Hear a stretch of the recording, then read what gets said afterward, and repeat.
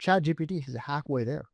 They've just announced a partnership with Shopify, where Shopify checkout features are going to be integrated within the Shopify experience, within the ChatGPT experience, which means a shopper can go from research, consideration, purchase without ever touching your website. Why is this freaking out to people? One reason.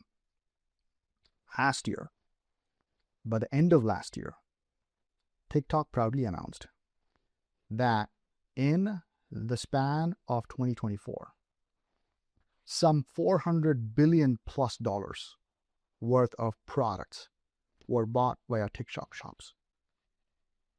Wow. That is a gigantic number. No brand knows how much of revenue they've actually lost to TikTok shops, because not all brands have a presence there. Welcome, AI Explorers. Today's guest is Vinod Kumar. We're really excited for this conversation and for you to listen to it. He blew our minds with some interesting comments about what's to come. He's the co-founder and CEO of Syntheum AI and a leading voice in AI-powered e-commerce. He's got 20 years of experience in digital commerce and product innovation. Vinod has shaped how global brands approach search, merchandising, and customer engagement. Before founding Syntheum, he led business insights and growth strategy at Salesforce Commerce Cloud, and his work continues to push the boundaries of how AI can empower, but not replace, human creativity in retail. He's also a small business owner, blending tech leadership with real-world community values. We've been very excited to speak with Vinod, from automating merchandising workflows to redefining how customers discover products. He is at the forefront of where e-commerce is headed next. Thank you, Vinod, for coming to talk to us. I'm doing well. How are you guys doing? Perfect. Excited to speak with you, actually. Oh, really? Okay. Yeah, oh. As a matter of fact, yeah. And look at you. You're all prepared. You got headphones. You got a great mic. Got good audio. A wonderful mug. Not my first rodeo, my friends. Not my first rodeo. Perfect. Vinod, so great to have you on. Are we going to be focusing on Syntheum AI? Is that the direction you want to take this today? I would prefer to, but I certainly want to make sure that this is what I've learned. I certainly want to make sure that we take it in a direction that appeals to your audience that you're trying to target. And if we can find the opportunity to weave Syntheum's story and the type of problems we solve, all the more better. If not, I'll figure out a way to bring that story in. So you don't have to feel too much. Well, I don't think it's going to be very challenging for us, because my first question for you is, one of our guests earlier this year told us, she said, this year you're going to hear all about AI agents. And so Syntheum AI is agentic systems for e-commerce. Yes. Explain to us kind of what that means. Why would we need this? I've looked over your site. We've done a little bit of our homework. Obviously, we think AI should be in use across a variety of platforms and use cases, and you're doing that with e-commerce. So I think AI agents are still kind of new to some people, even if they're into AI. They're not clear on what an agent is, and what makes this an agentic AI system that you're doing. The fundamental difference between, in our opinion, the fundamental difference between an agent and just old school process automation is the variable of agency. An agent is, from our perspective, a piece of code or software that is able to learn over time how to do its job better without someone going in and rewriting the code. So that's how we differentiate an agent from an old school, what used to be called RPA, robotic process automation, and still called RPA. The accelerated interest in all things agentic has created a land grab for people just trying to grab their own content niche, so to speak, in agentic, and everybody is trying to, for better or for worse, label everything as agentic. Even a little bit of automation these days is called agentic. That was my follow-up question for you, is what makes it truly agentic versus people who are just calling their web apps AI agents now. So, well, it's still valid. I mean, if you think about tools like Zapier or even today N8N. With Zapier, for example, or Make.com, which used to be called Integromat, you could automate processes by daisy chaining actions and steps across applications, right? And that existed. Zapier has been around for a while. So that is traditional process automation. What makes a process agentic is the ability for the process to learn. So imagine I am taking a Google Doc and I'm asking something to create a video script from it. It's the same process. There's no learning involved. It's one source and one output, even though there might be an LLM involved in it. Some people claim that if it's an LLM involved, if there's an LLM involved in a process, then it's agentic. Maybe. I don't know. But what I believe is that as you give the Google Doc to create the video script to that process, wherever that makes us, Zapier, N8N, Lindy, Gumroad, free plugs to all these platforms here. If the process can actually learn from your input and your preferences and continue to give you improved, better video scripts each time, like for example, you give it a doc and you say, hey, give me a video script of 30 seconds from this, and it generates, and then you say, I did not like it, change the tone of the script from professional to casual. Then it changes it, let's say, and you keep doing that a couple of times, and then the fourth time, say it automatically changes it to a casual tone because that's what you've been asking. That's your preference. So it learns and then it changes.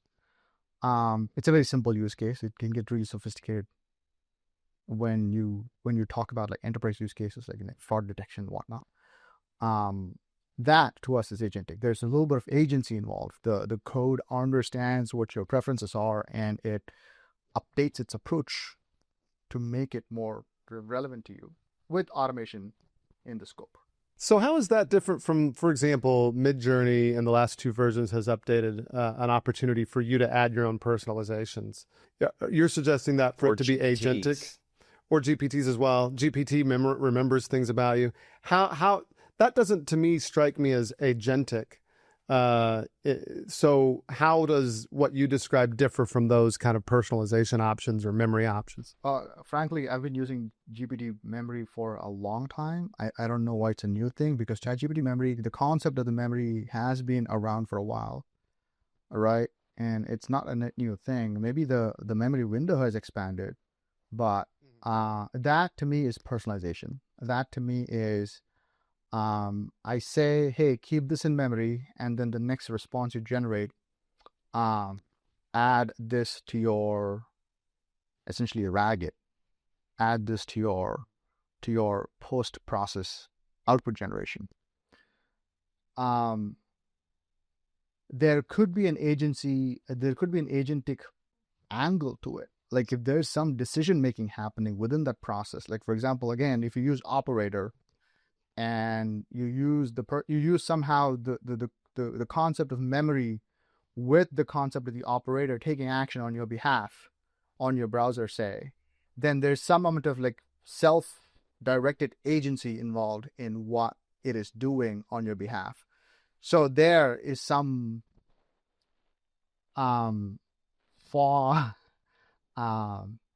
artificial intelligent action involved, and therefore it's agentic. To me, just the memory usage is not agentic, but if the memory usage results in it taking an action on your behalf, then it is agentic within the construct of ChatGPT and what ChatGPT provides. Honestly, I haven't been using Midjourney much, so I can't really speak to Midjourney. But within ChatGPT and Claude universe, yes, there are things that are just traditional LLM output and traditional machine learning, if we can still say that. But to make it agentic, like for example, in the world of Claude code generation, that is agentic in our perspective, because there's some decision making involved. Like you can tell Claude, hey, here's my logic. Here are my platform preferences. I want you to generate code in React or TypeScript or whatever, and I want you to use ShotCN as your UI library. and I want to see a to-do app, right? You don't give it any other input, but in the absence of input, the code generation capability is able to decide based on what it knows how to lay out a page, what colors to choose, what fonts to choose. It is making decisions on your behalf in the absence of information. That is another sign of agentic. So in that vein, so what you're saying is a lot of these platforms have already started to go in that agentic path, really, because it's making more and more decisions for you with less and less input. Interesting. Yeah, Jacob and I, as we've been tinkering with these things, that's one of our big things is specificity. When we want to get a specific result or that really fine-tuned result, making sure that we've given it the exact instructions that we want to get that perfect result, or at least landing near it, and then tinkering with it afterward. Have you tried Gemini 2.5? I did, and in fact, the initial launch of it, I had an argument with it where it didn't believe that it was real because it said it was the latest version was 1.5, and it was in May 16, 2024 still, and so it thought I was a time traveler, and so we had a 30-minute argument about it being 2.5 versus 1.5, and it was really entertaining. So if you get the chance, I say this because I've been living in Gemini for the past 24 hours because I'll tell you why in a bit, because it's very relevant. With 2.5, especially the deep research or deep think mode, where it shows you how it is thinking. This is to some extent also possible with O3, I believe, in ChatGPT. It walks you through its thought process as it's trying to answer your questions, and you can see the parts of your prompt that were ambiguous to it and the decision that it is making in the face of ambiguity. And because if you don't provide in the prompt this qualifier saying, hey, if there's anything ambiguous in my prompt, please ask me before proceeding. By the way, one of the best hacks I've ever learned in prompt engineering, always end the prompt with that question. It's amazing. The kind of output you get is poof. But if you don't do that, in the face of ambiguity, what does it do? How does it deal with it? How does it think through those gray areas to make a decision on your behalf and then generate the output that you originally asked it to do? That is signs of it having some agency over deciding what path to take. That's interesting, and I love that question. That I'm going to integrate that into my. I usually put on the end of a lot of things of late. Does this make sense? Or that works too. Something like that. But I like the nuance of saying if there's anything ambiguous, ask me before proceeding. That's really good. The key phrase I use is clarifying questions. Do you have any clarifying questions for me? Because that basically implies, do you have clarity in this prompt? Right? And if lack of clarity, I frequently ask it the same thing. What other information do you need to know to give me a great answer? And normally to spit off a list of 10 questions with subheadings, and then I have to give it more info before we dive in. It amps up the response significantly. Gemini is pretty interesting, in my experience, better than ChatGPT in helping think through presentation content, slides. And because most of our research lives in Google workspaces, Google Docs, Google spreadsheets, the integration is very smooth. We can even do things like give it a YouTube video sample and go, hey, analyze this video. I want my presentation to be in the vein of this content, which could be completely unrelated to what I'm talking about. But if I want the style and the structure to be in that content, Gemini is much better doing that. And because this is a small group presentation, it's a more of an intimate setting. So there's a lot more opportunity for live Q&A and discussion oriented. So Gemini was actually pretty good at helping me structure the skeleton, the format, how to sort of script it, so that it's sort of like a sparring partner in building presentation. So that's why that Gemini plug came in earlier. So that's happening over the next couple of days, and these large language models have been pretty surprisingly helpful in helping startup founders like me who don't have a lot of resources at our disposal and who are always stretched for time, compress our time and space to be able to accomplish what we need to accomplish. That's so true. This last week, I was using various platforms to compress that time to finish product. There's something I've said to a lot of people that the most scariest thing is a blank page, and AI has helped me get off that blank page, gives me ideas quickly so that I can move to that next level of things. I'm really curious about Syntheum and how you're integrating agents and AI in the e-commerce space. I've set up some e-commerce websites and some other things. I'm a marketer by profession, a web designer, identity brand designer. So I'm curious how you have integrated these tools that we have at our disposal into the e-commerce space. Oh my God, 2025 is, I'm telling you, in history, 2025 will be considered a watershed year for e-commerce because things are changing so much that we are going to not be able to realize what hit us until 12 months later. So let me take a step back. Let's talk about what e-commerce is fundamentally. E-commerce is a three-part system essentially, right? Generate demand, customer acquisition, move the shopper through the consideration part of the cycle, and then transact. Right? Then there's a closed loop process of support and retention and loyalty and all that stuff that happens downstream. So that to me in my mind is 3 steps with a loop connected to it. If I want to describe a visual of what fundamentally commerce is about. So there's marketing, merchandising, and fulfillment / loyalty / retention. 3 functions primarily involved, supported by technology and brand. Right? Simplistically speaking. So in this 3-part system, the middle part is filled with complexity. Because what has happened, and I'm probably preaching to the choir here, what has happened in the last few years is that e-commerce growth has plateaued for several businesses. Cost of customer acquisition has been rising, as everybody knows. And retaining customers has become increasingly challenging because there's so many options available right now from a brand options perspective for shoppers. So what we learned is that this problem rears its head in different ways depending on the segment or the sector that a brand or a retailer operates in. It actually is very different from whether you're a brand, like a manufacturer, or if you're a retailer.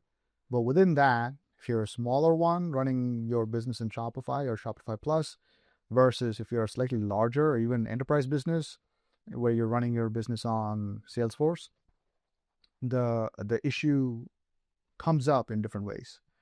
It's more painful in the larger brands.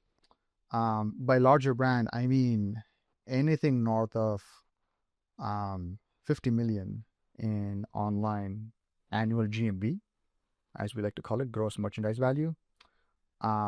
There, the problem comes up in weird ways because in that segment, the teams are usually much smaller relative to the business size. And there's this intense pressure to grow catalog, adding more SKUs, because one of the ways brands compete is by offering more options to the shoppers every season, every year, and whatnot. So because there's so much complexity involved, the act of that middle part, the function that owns that middle part is the function of merchandising. The act of merchandising is complicated because people have to think about how to onboard new products And then they have to think about how to merchandise those products on a storefront in all the different aspects of the storefront, and then be able to like ultimately own conversion, because merchandising owns conversion. Marketing generates demand, marketing generates traffic, merchandising owns conversion. So that's the bifurcation of functions.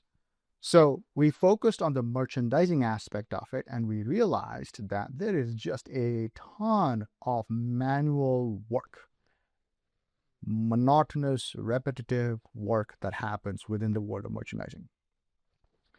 So if you swap the word agents to robots, then the explanation actually makes total sense. What we usually say is, let robots do the robotic work.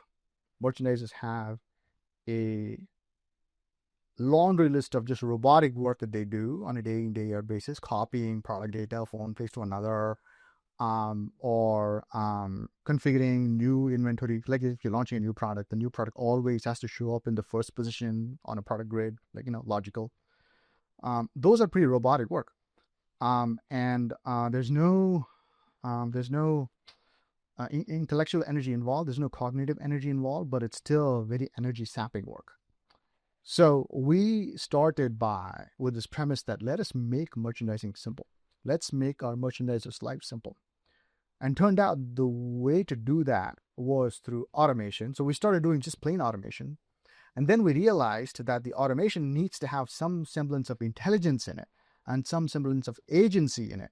And what started as just a traditional automation project became an agentic merchandising platform. So the whole path to agentic merchandising actually happened very organically by us latching on to some early adopters and working with them to build a solution for the challenges that they're facing. And it turned out automation was the solution.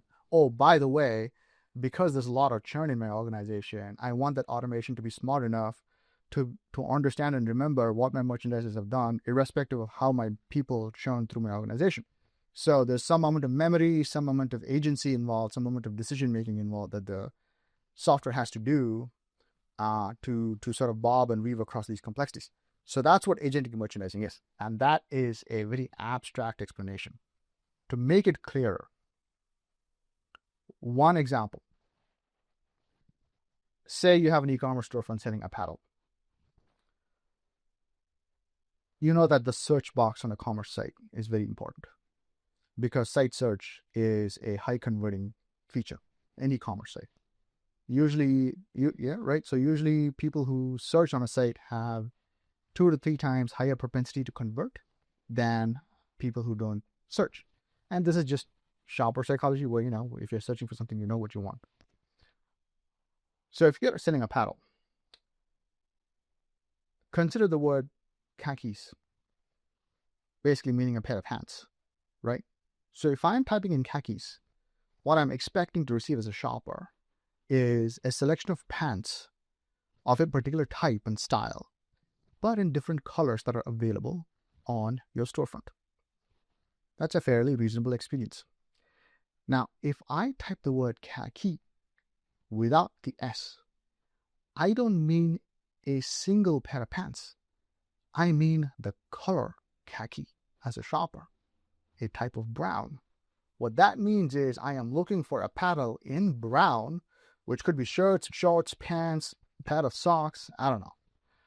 So depending on what you have in your catalog for the khaki color and associated colors, light brown, dark brown, tan, whatnot, you need to be able to show the shopper different apparel types of that color family.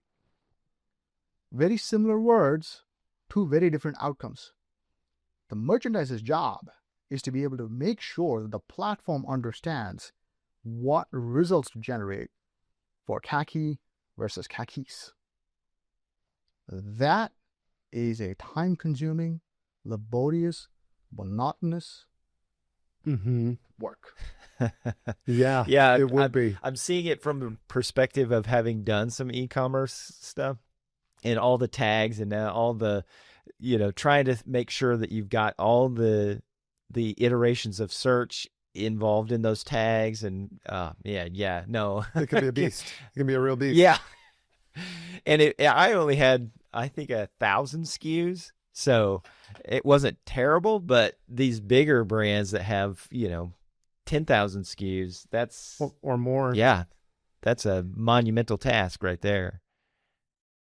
I'm looking at Syntheum AI, and I think it's cool what you're doing. And of course, the application of artificial intelligence in e-commerce, I see the need, right? Anytime you think, like you mentioned, robotic, think let's have the robots do it, right? That makes perfect sense to me. How, I guess, flexible is it in terms of its technological application? Like, do you have to be building your store with certain technologies for Syntheum AI to integrate with it? Or is it more like you could send it to any e-commerce platform and it can do these robotic kind of repetitive actions? The platform is meant to be, by the way, we don't call Syntheum a platform, by the way. We call it an agentic merchandising engine. Because a platform implies that it's a separate box sitting somewhere and it needs a bunch of integration, data going in, data going out, all the jazz.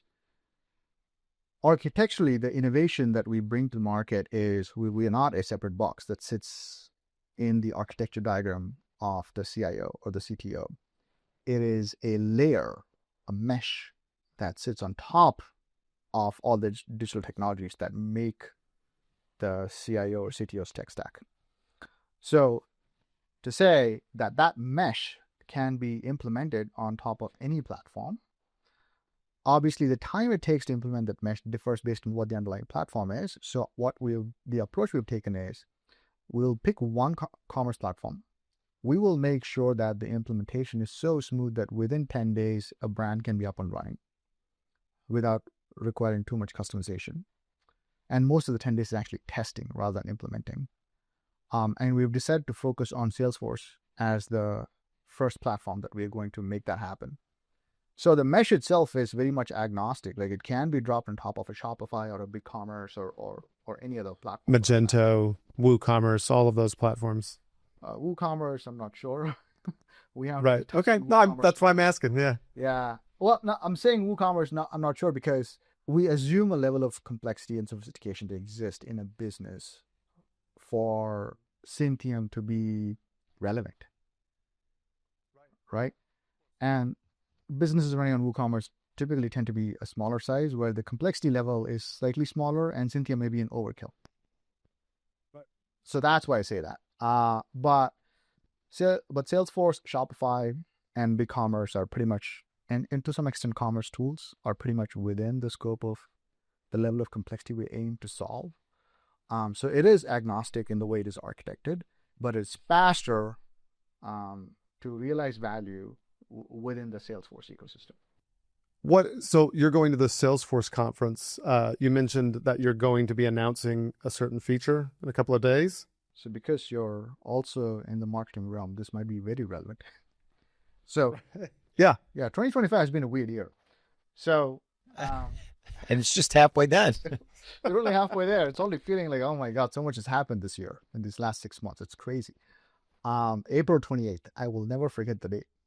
April 28th, ChatGPT announces a feature called product carousels.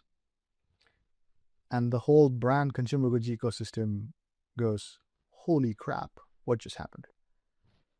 Because previously, you could have a conversation about researching a product for a purchase, and you got information, a bunch of links.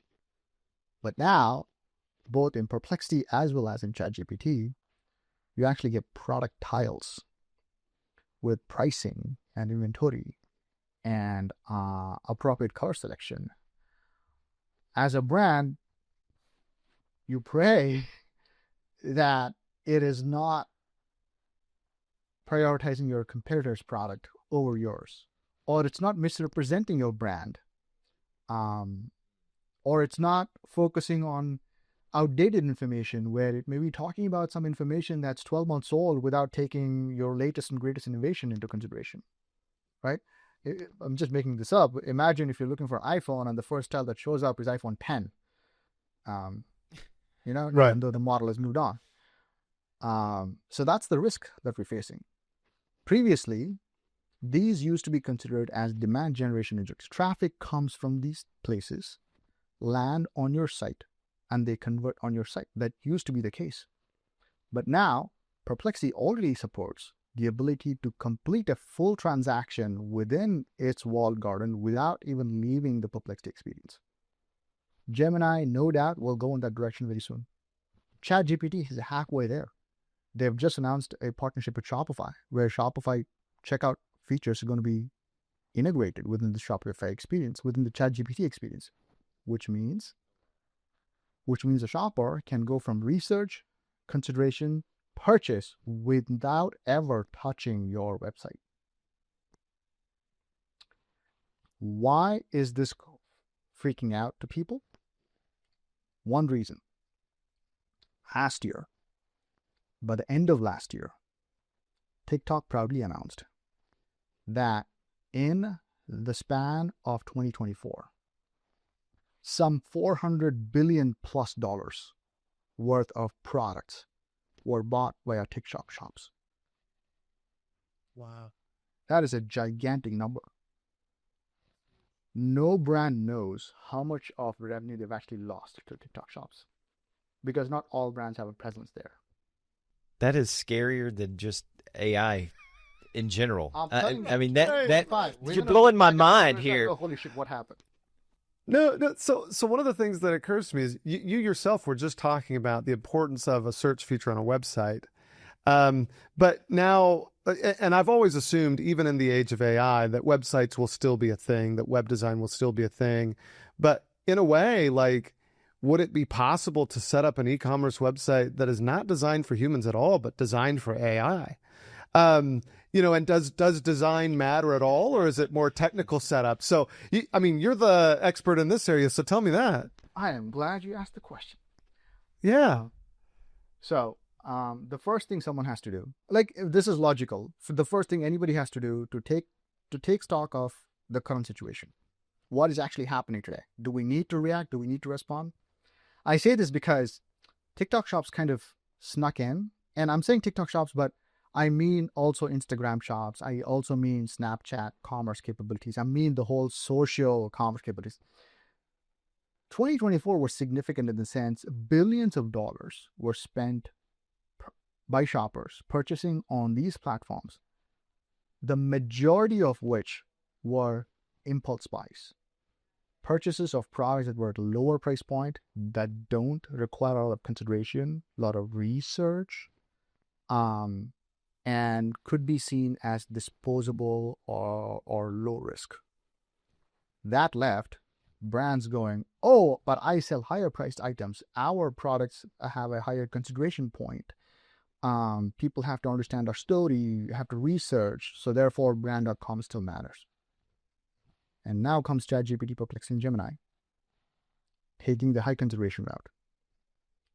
People are already doing research and consideration within these worlds.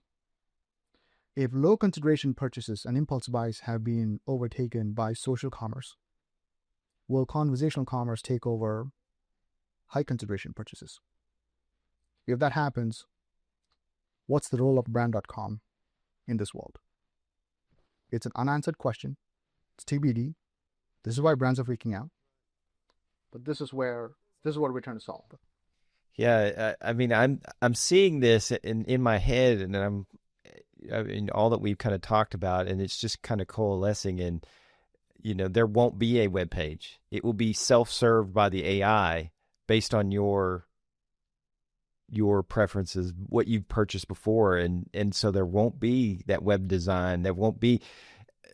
I can see that being something that could happen, but and that it would just, the AI would just serve up the hero image, the material that you've previously searched or whatever on the web. So it's just got me thinking. There's Search Console though, right? And Google indexing. I wonder what AI indexing or AI submissions to, you know what I mean? Like, it's interesting to consider what it all means. There's another element here, which is if the store is related directly to the social media influencer's profile. I know that sometimes influencers get outrageous sums to advertise a product, but if they only sell 5 of them, right? Like, that has the potential to adjust Influencer pay has the potential to adjust a number of things, all of these issues. Yeah, all of those could happen.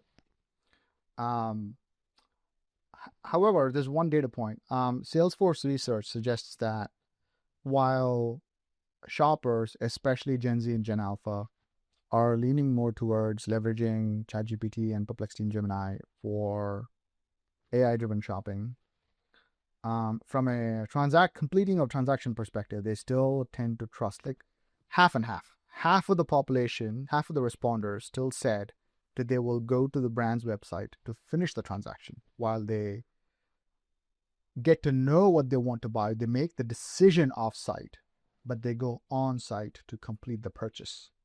This year, today, how will that change in the future? We don't know. Yeah. Well, what an amazing evolving landscape for e-commerce. And so in that, I mean, I assume you know this so well because this is what you do, right? Syntheum AI is designed to help businesses prepare for these changes. Is that the intent? Yes, and that's related to the product we are announcing tomorrow, literally. We're launching an auditing agent named AVA, AVA. It's an acronym that stands for AI Visibility Auditor. This is a free tool. In fact, it's actually live. So if you go to ava.syntheum.ai, ava.syntheum.ai, you'll be able to see it. It's a very simple tool. You punch in your URL of your website, any website, on any platform, doesn't matter. And Ava will essentially look at your site, try to understand what products you're selling, try to understand what category that is in, try to understand what are your brand themes that you're trying to represent, what's your shipping policy, what's your return policy, etc., etc. Take that information.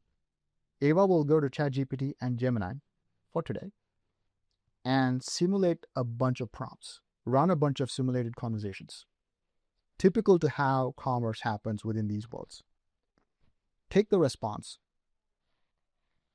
run a rudimentary NLP algorithm on those responses, and then generate like a nice structured report saying, here are the things that you're doing great in ChatGPT and Gemini.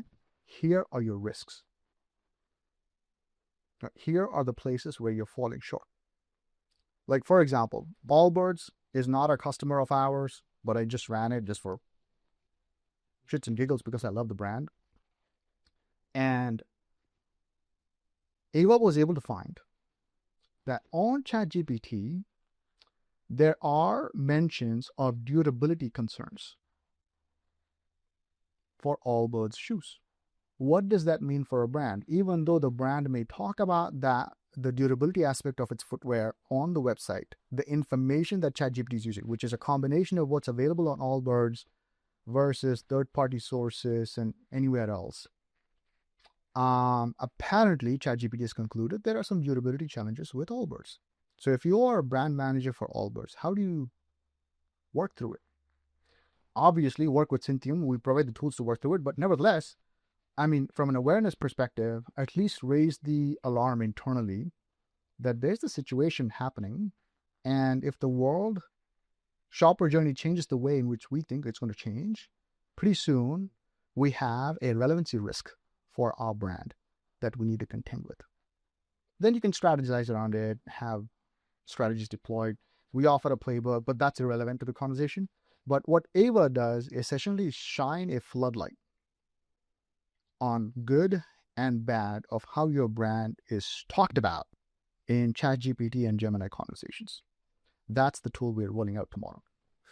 That's incredible. And I can see it here, and I just put in, I don't have an e-commerce store, so I just put in a domain for my law firm. I mean, I don't know if it knows what to do with it, but we'll see. What's interesting to me is I know on the SEO context, right?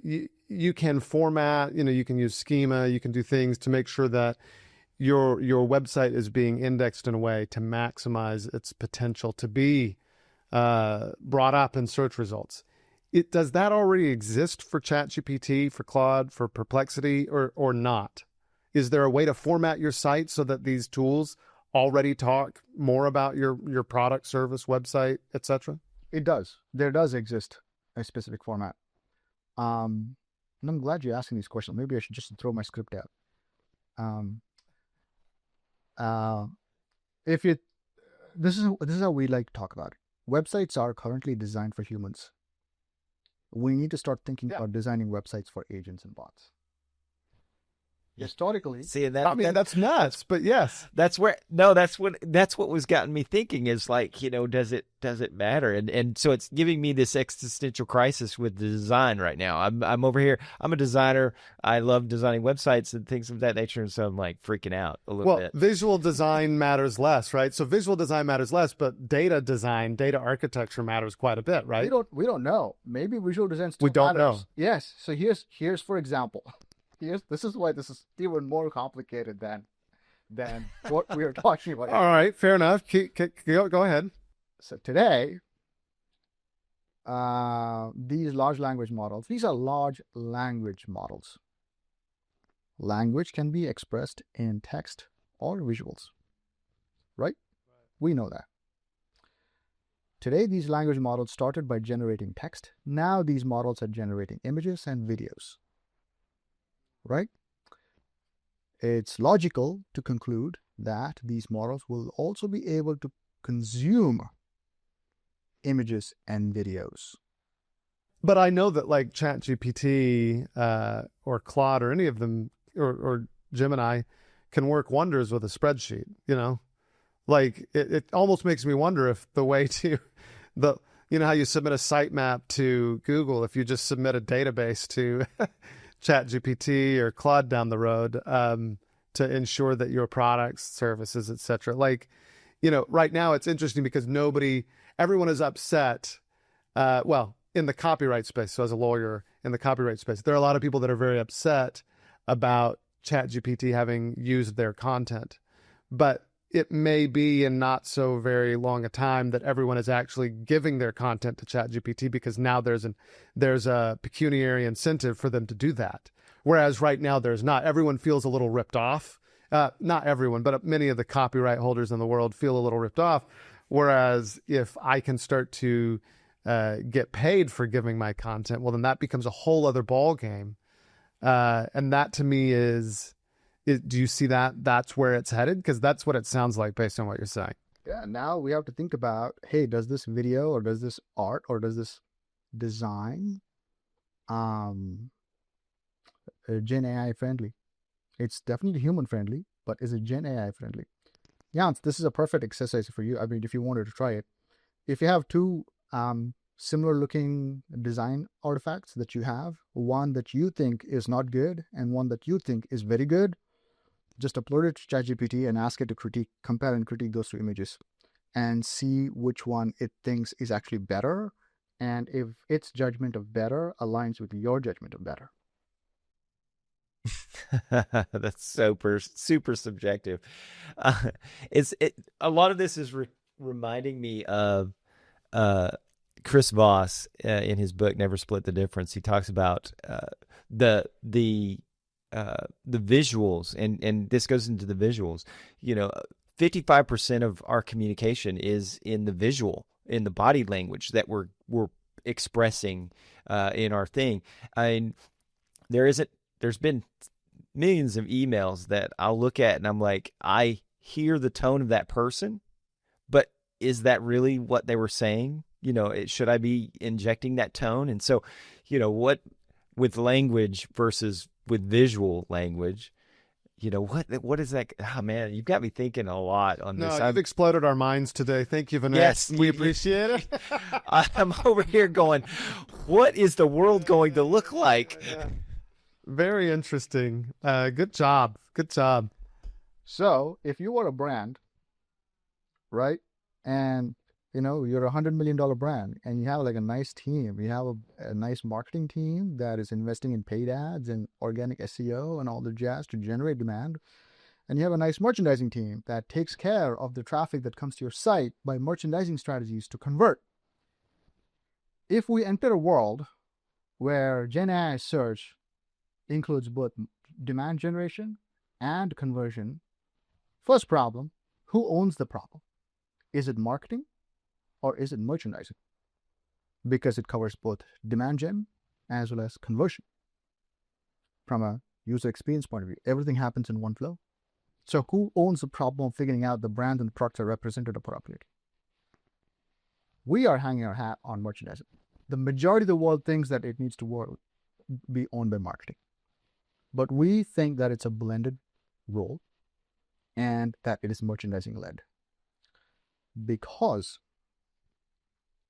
the things that need to happen to make the brand appear in a conversation is marketing. But in our point of view, that's actually the simpler part of the problem. The more complex part of the problem is it represented properly? Is it prioritized properly? Here's an example. If you're an apparel vendor, if you're a shoe vendor, if you're a sports shoe brand, and if you have the latest Jason Tatum basketball shoe coming up, right? And if there's a conversation happening, your shoe just came out last week, and there's a basketball shoe conversation happening, your brand is part of the conversation. But is the Jason Tatum line represented? Because that's the latest. Is the latest color of that shoe represented? Your ideal size represented? Is your inventory represented? Maybe you only have shoes in 3 sizes, right? And then are your promotions associated with that shoe represented? Right? And then how does this flow happen?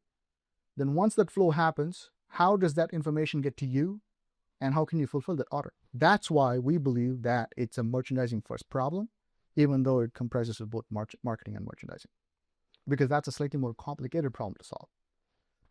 So the reason why Syntheum is thinking about all this is all part of discovering and purchasing product from consumer shopping experience.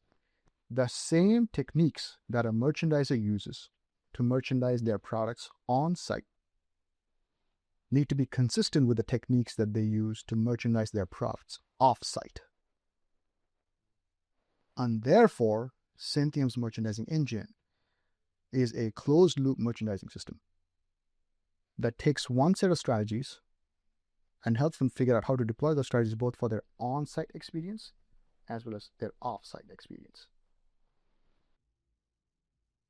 Yeah, I can see that even as a marketer. I mean, that's been my entire career, plus 20 plus years. I can see the merchandising aspect of that. And I've always said that sales and marketing go hand in hand. And so merchandising is the same kind of thing where, marketing is about showing the product, building that awareness.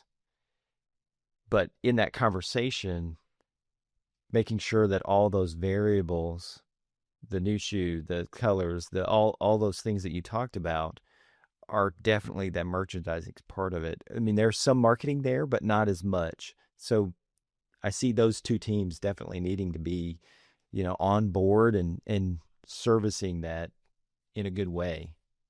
I wanted to pick your brain on 2 more things. So my Ava brand visibility report for my law firm finished. So I wondered if you might comment on it. Okay. And then just so that you can kind of show off the tool. And then, So here's what it shows. I could share my screen if you'd like. Sure, please do. Let's see if this pops up here. I also ran my site. You ran your site as well? Of course. So this seems very similar to like when you run your site through a tool to review your website, except it's from an AI perspective. And so our podcast is on YouTube as well as audio. So if you're listening to this on audio, you can catch the video on YouTube. So I think it's interesting. It's got some positive findings, some inaccuracies, which makes me wonder how these appeared. We did recently make some adjustments to our website content, but I guess just kind of what do these scores represent? Yeah, so natural language processing NLP output is very subjective. And in our point of view, you have to do this on an ongoing basis to see how it's evolving instead of just looking at it as one snapshot. So these are just some heuristics-based translation of the outcome to some numbers, so that in just one report, these numbers may not make sense. But when you start doing this over like a 4-week period, you can see if that 74 is changing or that 69 is changing And you can tell that if 74 is going up, then you're improving your outcomes in OpenAI. And So it's more a score over time that you want to keep track of. Yes, and the best way to do that in an NLP world is to translate the subjective linguistic outcome to some numeric representation, and this is just that. It does that, and way towards the bottom of the report, there's a little bit of explanation of how this happens. Do those competitive brands make sense? Are they what you would consider competitors? So these firms here, for example, Fragaman is the largest immigration law firm in the world. So we're not really a competitor because we're just not in the same stratosphere. My firm is much smaller compared to them. These are all larger firms, but they are in the same industry. Those are the names that come up in conversations. Ah, got it. Whether you consider your comparison or not, when someone's talking to ChatGPT about whatever subject that you guys talk about, those names come up. Now, a question though, I assume that for the AI, it's based a lot on search results. And so how localized is the AI output? Because I know that local search is a huge thing in terms of Google. Is it as big a deal? Because, for example, if we're talking user intent, if someone's in Richmond and wants to hire an immigration attorney, they're not going to hire Fragaman. Usually they're going to be out of price for them, for starters. But secondly, it's just not what they're looking for. So I'm curious about that. That's a great question. So these results are not personalized. So one of the biggest gap in this audit report is that this is impersonal, because your ChatGPT account will have memory of your previous conversations and your location information. So when it generates results for you, it will take that into consideration, but there's no location context for this analysis. And then these perception scores, what do these mean? Anything related to language is all perception. So the whole thing is how ChatGPT perceives your brand, how Gemini perceives your brand. This is not deterministic. This is very, there's a lot of subjectivity to it. So it's about perception. Perception does not mean actual, but sometimes perception is reality. So this is how ChatGPT is perceiving. And based on the perception, here are some clear risk items that someone will want to take into consideration.